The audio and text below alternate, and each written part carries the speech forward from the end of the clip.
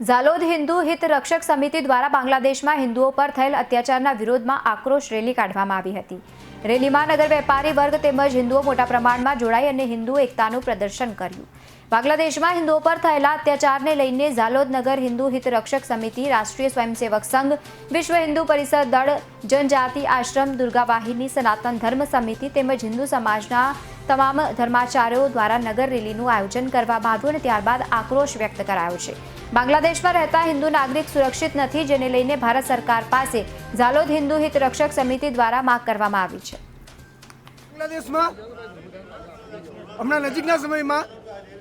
માત્ર એક વિદ્યાર્થીઓ દ્વારા એક નાનકડી સાજિશ કરી અને એના પછી ત્યાંના હિન્દુઓ પર એકાએક અને દરેક હિન્દુઓ પર હુમલા કર્યા, આપણી બહેનો દીકરીઓ પર બળાત્કાર થયા। આજે ઇસ્લામિક આતંકવાદ કઈ રીતના કાર્ય કરે છે, એક નાનકડા કારણને લઈ એક ઘણો મોટો અને આપણા અસંખ્ય હિન્દુ પરિવાર પર હુમલો થયા છે, જેના વિરોધમાં દાહોદ જિલ્લાનો અને ઝાલોદ નગરનો હિન્દુ સમાજ આજે ઝાલોદ મામલતદાર કચેરી પર એકત્રિત થયો છે। બાંગ્લાદેશમાં થઈ રહેલા હિન્દુ ભાઈ બહેનો પર અત્યાચારના વિરોધમાં આજે સમગ્ર ઝાલોદ નગર અને તાલુકાના સમગ્ર સંગઠનો તથા સાથે સાથે સાધુ સંતો,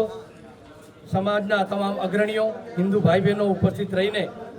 બાંગ્લાદેશમાં થઈ રહેલા હિન્દુઓ પર અત્યાચાર રોકાય, હિન્દુ સ્ત્રીઓ પર તેમનું બળાત્કાર કરવામાં આવે છે, તેમના ઘર-બાર લૂંટવામાં આવે છે અને વર્ષો પહેલાં જે કાશ્મીરમાં ઘટના બની હતી તેનું પુનરાવર્તન હાલ બાંગ્લાદેશમાં થઈ રહ્યું છે। તો તાત્કાલિક અસરથી તેની ઉપર રોક લાગે તેવો જન આક્રોશ સાથે આ હિન્દુ સમાજની જન આક્રોશ રેલી માનનીય મામલતદાર સાહેબની કચેરીએ આવેદનના સ્વરૂપમાં અમે આજે આ વિનંતી કરી છે કે આટલા મોટા હિન્દુ સમાજની સાથે જે અન્યાય થઈ રહ્યો છે તે તાત્કાલિક અસરથી રોકવામાં આવે।